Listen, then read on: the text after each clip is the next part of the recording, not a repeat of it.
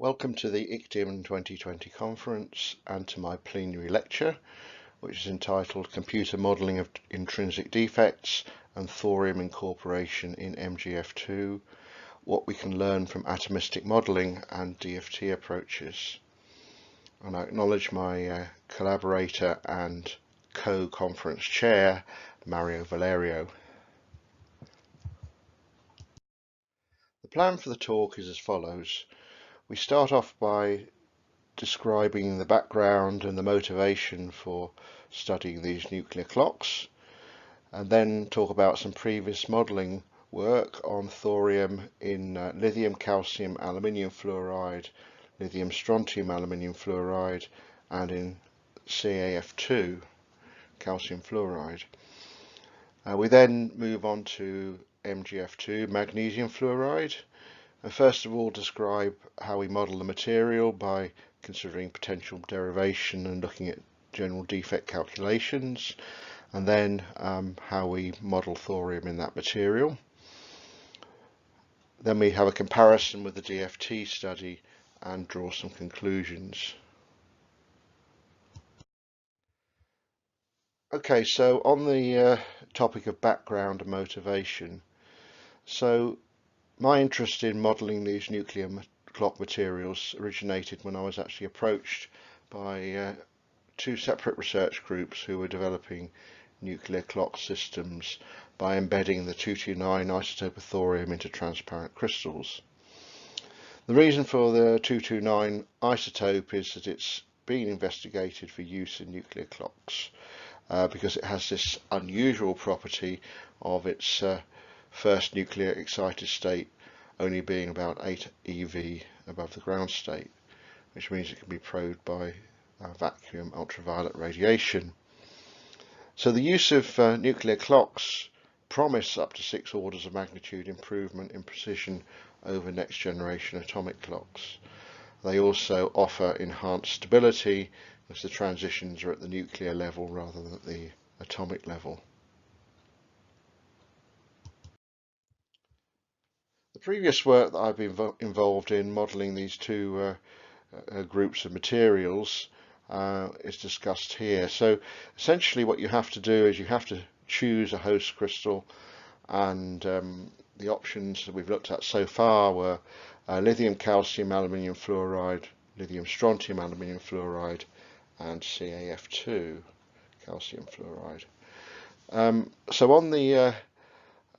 on the left you can see the paper that was published. I published with Eric Hudson's group in the United States, and there we looked at thorium doping in the lithium, calcium, aluminium fluoride and lithium, strontium, aluminium fluoride systems. And then on the right you can see the collaboration I had with Torsten Schum's group in Vienna, in which we looked at the doping in calcium fluoride.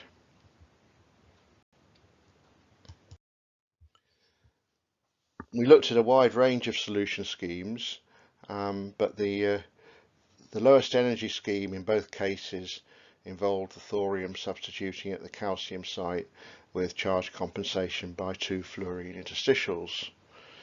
So the reaction equations are given on the slide in both cases, showing the combination of the thorium, or the doping of the thorium, into the structure. And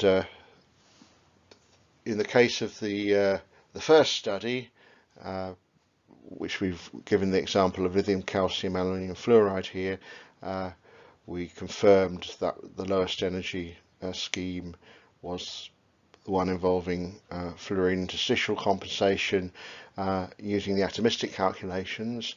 But in the CaF2 we also worked with collaborators using DFT, and the DFT study came to the same conclusions, that the favoured defect is the favoured form of charge compensation is doping the thorium at the calcium site and compensating the charge by 2 fluorine interstitials.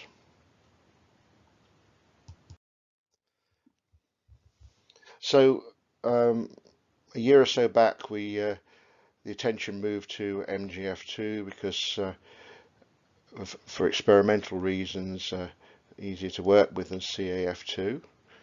So we looked at previous modelling work on MgF2 and found work from Alistair Cormack and work from Barrera. There are others out there, but these were the two we focused on. Cormack used a formal charge model, Barrera used partial charges. We do want to use a formal charge model in this case because it makes the doping calculations more straightforward. So what we did is we took the Cormack potential and did some minor refitting to improve structural agreement. So for any potential aficionados out there, we give the parameters, and our refitted potential for magnesium fluoride is given. The fluorine-fluorine interaction was transferred from other studies, as were the shell charge and spring constant, and the potential for thorium-fluorine was one which I derived some years ago and is given in the paper on thorium and calcium fluoride that I referred to previously.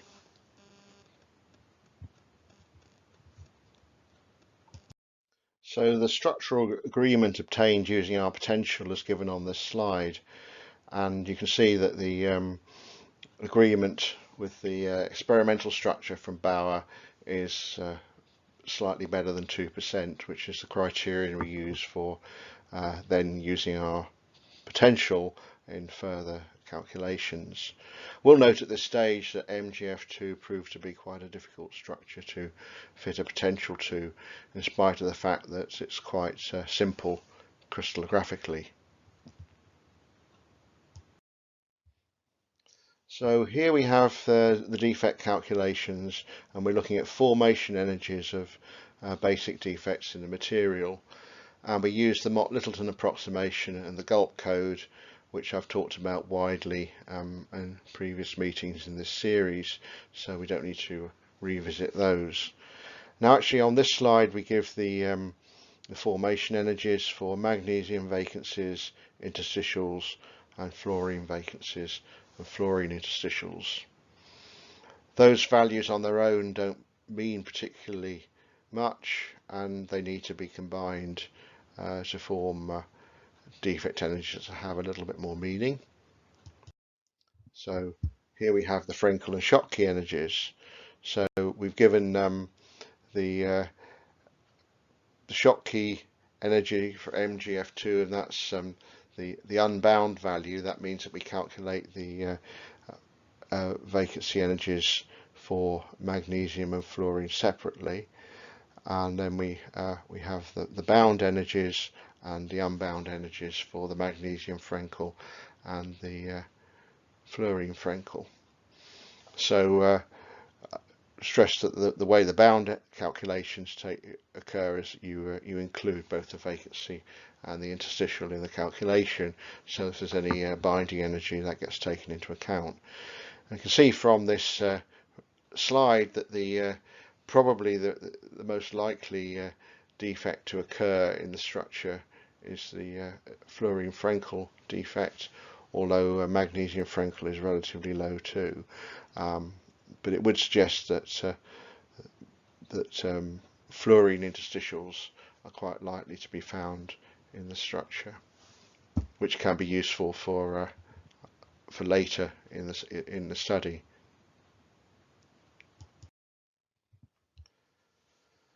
Moving on to actually putting thorium into the structure, so these are doping calculations. What we do is we assume that the thorium dopes at the magnesium site, so you have a charge balance of +2, and you've got to make that up by charge compensation. And there's two possibilities: the magnesium vacancy of formation, which is given in reaction 1, or the formation of 2 fluorine interstitials, which is given in reaction 2.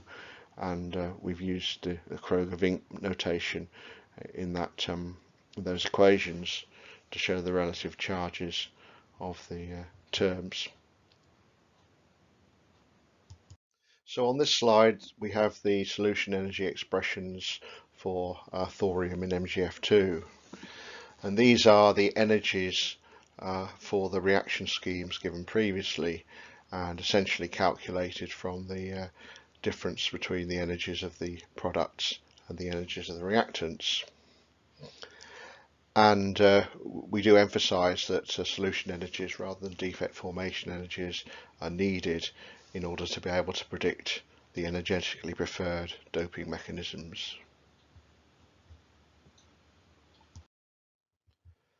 So if we calculate unbound solution energies, that is adding the defect formation energies separately, we get these numbers. So for the magnesium vacancy scheme with the unbound, it's 3.82 EVs, and the fluorine interstitials at those particular sites given is 2.94. So without taking defect binding energies into account, it does appear that fluorine interstitial compensation is favoured, but we really do need to include the binding to get a more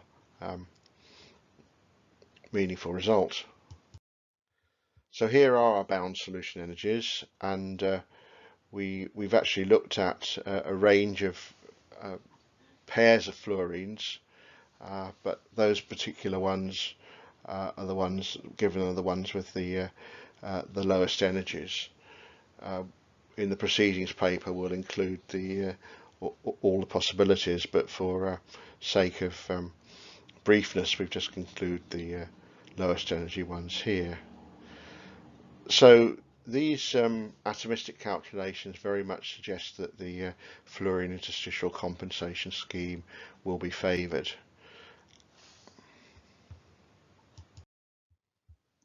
Which is confirmed here, and the interesting thing of course is that this is completely compatible with the results for calcium fluoride and lithium calcium aluminium fluoride, lithium strontium aluminium fluoride.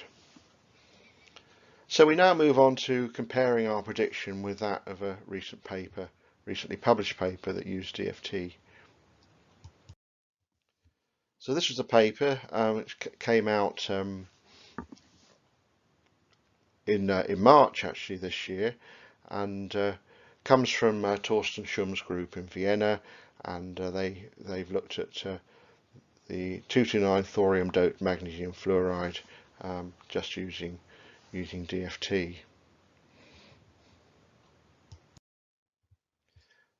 Now the original intention was that this paper was going to be another joint atomistic DFT study, rather like the one in 2014, which is shown on slide 4. However, in working on the building up to this paper, the conclusion from the DFT calculations as reported in the paper is that the magnesium vacancy compensation scheme is predicted. And that obviously is different from our predictions. So the decision was made by the authors of the DFT work to go ahead and publish their paper. So that it was published, as I say, in March. And since then, what I've been doing is I've been looking at our calculations and trying to analyse why the two methods produce different results. Looking at the DFT paper in some detail, the paper doesn't appear, as far as I can see, to give structural agreement. Neither is it clear whether the structure was optimized, but assuming it was, then they're working with an optimized structure. They note that they use the functional they use doesn't give a particularly good value of the band gap, but that's perfectly fair enough because it's accepted that band gaps are hard to predict reliably, and the paper has quite a discussion about calculation of band gaps. Really, the most important thing we can try and do in comparison with this paper is to look at the difference between the predictions of energies involved in thorium doping. Here are the predictions from the paper, table 3 in the paper, and the way they quote the values, they quote them relative to the magnesium vacancy compensation scheme. So that clearly is the lowest energy scheme in these calculations.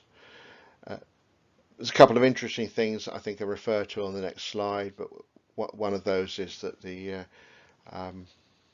fluorine interstitial schemes all give slightly different energies, whereas we get, for those particular defects, we get the same energy, and we think that they should actually be symmetrically equivalent, whereas they don't appear to be in these calculations. So I think the main point is that it appears that the calculations reported in the DFT paper are probably defect formation energies and not solution energies. So they don't take into account the other energies involved in the doping process. Now it may well be that it's quite challenging to do that, all those calculations in the DFT study.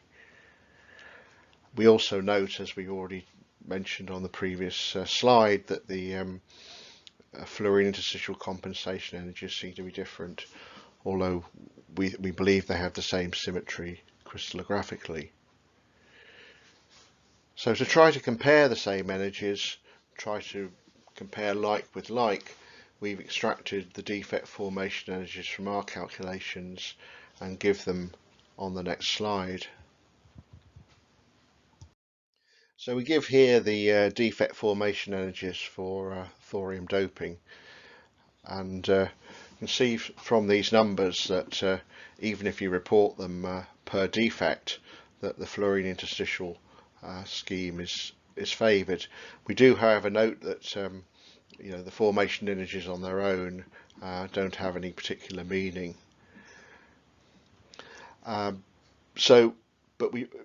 What we're saying here really is that for a proper comparison, the solution energies are needed from the DFT calculations, and if the DFT calculations included those other terms and reported the solution energies, the question is whether the prediction as to the favoured charge compensation mechanism for thorium doping would actually change.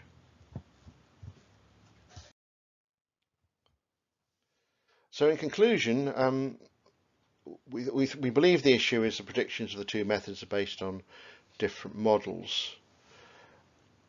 We stress that solution energies are needed to make conclusive statements, and because without the solution energies you don't include all the terms involved in the solution process. It's also interesting that you know, our calculations predict the fluorine compensation scheme, which is the same as we got for CAF2. In the DFT paper, they predict magnesium vacancy compensation and make a point in the introduction about how that is dramatically different from the predictions for CAF2. Now, I think this discussion is important because increasingly DFT methods are being used for these kind of calculations.